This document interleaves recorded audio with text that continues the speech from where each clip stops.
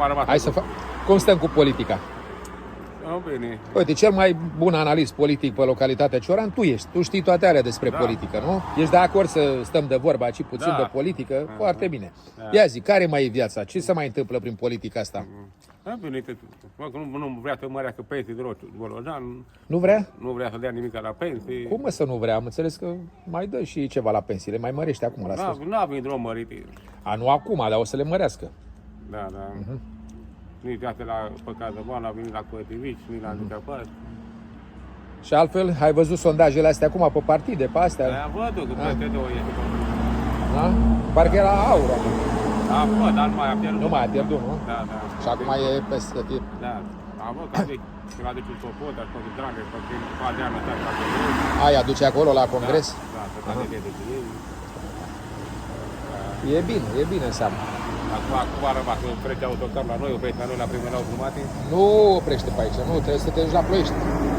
Da, trebuie să te duci la Ploiești.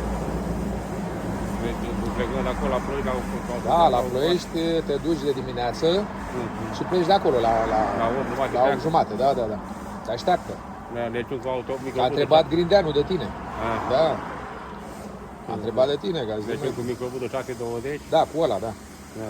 A întrebat de tine ăia, domnule, băiatul ăla de la Cioran, care se ocupă cu politica, care face politică, care te știe. Ne dă banii înapoi pentru microbuz acolo. Cred că ți-i dă, da.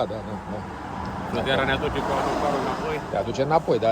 Ne lasă la noi sau? Nu, te lasă la Ploiești și de la Ploiești iar cu microbuzul, da. La ce microbuz e? La ce ori mai duce? Păi ce, se termină pe la vreo 1-2 așa, se termină congresul. Păi da. Prin microbuz de 5 jumate? Îl prins pe ăla de 5 jumate și de la cât mai ieși la 6? Acum la Ploiești la 5 jumate, 6 jumate, 7 jumate. Tu ce zici așa după tine? Cine iese? Cum?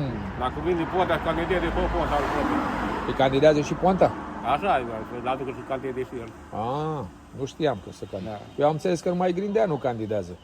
La candideze și Ponta și Olguța va trece la Craiova. Bine, e ca... Da. E treaba de... Că o să candideze bărbatul lui Olguța, n-ai văzut? Dar tu erai la punct cu toate alea, știai toate alea? Bărbatul Olguța nu l-am văzut, nu l-am primit. Candidează și el, cred. N-am auzit de ea. Am înțeles că de la ăștia că și el candidează secretar general sau nu știu ce. Îl pune ăștia. Florin Ghideanu că dă bani la secretare de stat, băgați în plicuri. Da. La congres. Cât dă de fiecare. Nu știu, că dacă eu nu mă duc acolo, nu știu, nu m-am Dar n-ai întrebat, n-ai Păi da, cine îmi spune mie? Mie nu spune nimeni, poate ție. Că auzit la televizor că le dă câte 3.000